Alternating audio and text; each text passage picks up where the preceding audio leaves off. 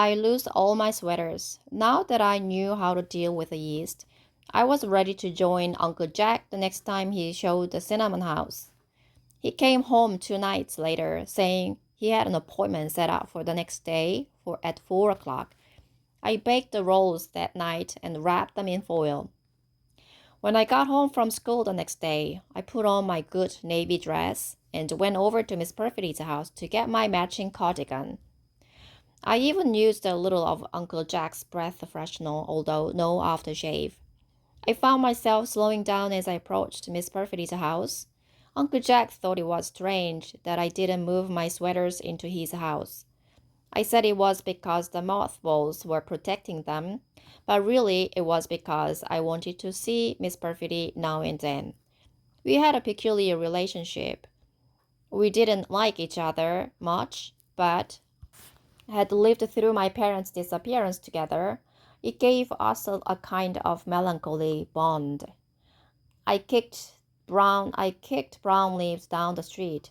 Fall was completely upon Coal Harbor, from October's orange crackling leaves to the mists and fogs that crept up from the ocean, climbing the hills and rolling in the valleys.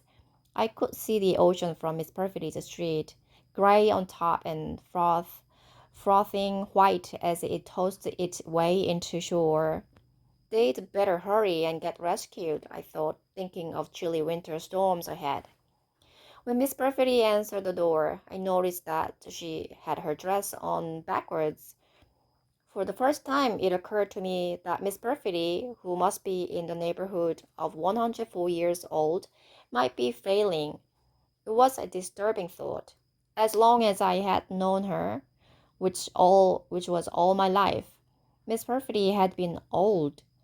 You couldn't imagine Miss Perfect being anything but old.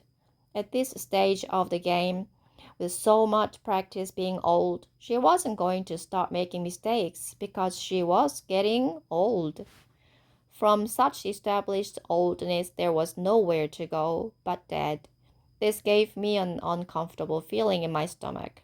It also made me a little mad at Miss Perfect, like she wasn't trying. Come to get a sweater, said Miss Perfect. It was a statement, not a question. I need my good sweater. I'm helping Uncle Jack later. We are making I began, but Miss Perfect was already out of the room. Going through the living room, I noticed that the doilies were missing from the chair arms. I had lived with Miss Perfect long enough to know her cleaning routine. On Tuesdays, Miss Perfect vacuumed the furniture. She took the doilies off for this and returned them later. I followed Miss Perfect into the kitchen. Are you vacuuming today? I asked. What? What's that? Why, Primrose? You know very well I don't vacuum on Thursdays. This is Thursday. Well, your doilies are gone, I said. No, they're not. They're just where they always are. On the chair arms? I asked. Where else would they be? I don't know, I said. I saw a funny shaped pan on the stove and decided to change the subject. You've got a new pan? Miss Perfect looked at me through narrowed eyes as I sat down across from her at the kitchen table. She was pouring herself a cup of raspberry tea and eating stale soft tea biscuits. Recipe to follow. Her cookies always tasted of mothballs. She pushed the cookies in my direction, and I ate one at one to see if the flavor had changed since I had left, but it hadn't, and I looked around to see where I could spit it out without her noticing. I got that pan from my sister, Claire Witherspoon, who just visited, the one who lives down in Comox. I know I told you about her. She is widowed now. She and her husband ran a hardware store that she still owns, but hires young people to run. She had them left over. Crepe pans. She used to run a serious hardware store with a serious hardware. Then everyone got old, la di da, could afford to start cooking for recreation, and she had to start carrying notions like crepe crepe pans, crepe pan, fondue pots, cappuccino machines. The problem is, Primrose, she can't tell when a fad is over, so she always ends up with the leftover junk. And so I acquired the crepe pan. We were silent for a minute, Miss Perfectly because she was deep in thought, and I because I had a mouthful of stale biscuit that I couldn't bring myself to swallow or spit out. At least I think that's where I got that pan, said Miss Perfectly. What do you mean? I asked finally, choking down the cookie. Lately, I seem to remember things incorrectly, said Miss Perfecty, rubbing her forehead. You mean you are losing your memory? I asked.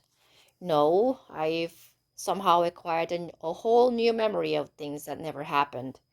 The other day I called up Margaret Miller to thank her for having me to Sunday dinner.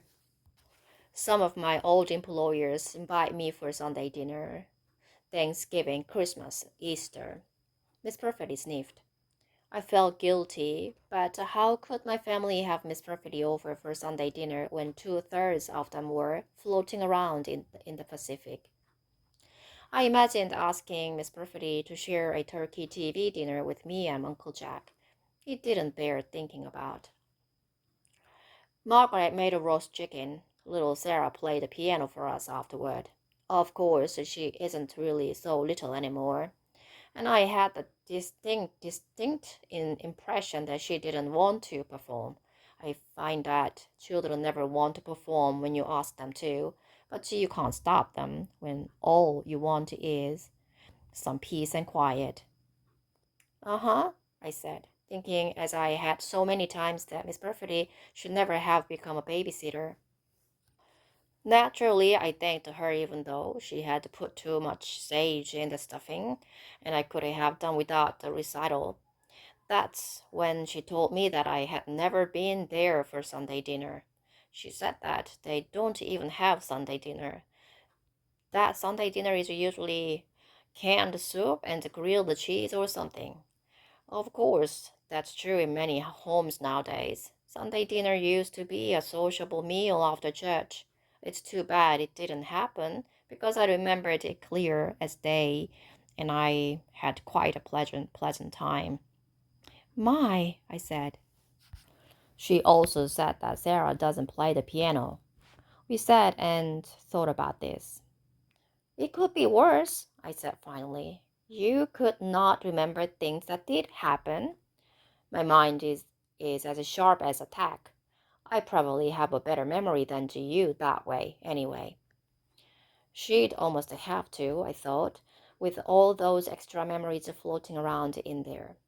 Well, as long as you had a good time, I ventured. I mean, if the memories are nice, you can enjoy all kinds of things that you didn't have time to do. I've got lots of time to do things, grumbled Miss Perfecty. I've got nothing but time. It might be nice if I had some control. I don't see that. I don't see that this is what is so bothersome. I've got no control. And I won't know tomorrow if he really came over for a sweater or if it was just another memory of something that never happened. Now I must go. I have an appointment in town. She paused and looked troubled. I think. It must really bother her, I thought, because this was the most Miss Perfecty had ever talked to me. Miss Perfecty was getting her pocketbook off the coat rack in the hall, so I ran upstairs. I'll just get my sweater, I said. I went down the hall to the guest bedroom, opened the dresser, and ran back to the landing. Miss Perfecty, I called. The front door banged as Miss Perfecty left. I went back to stare mostly at the dresser. All my sweaters were gone.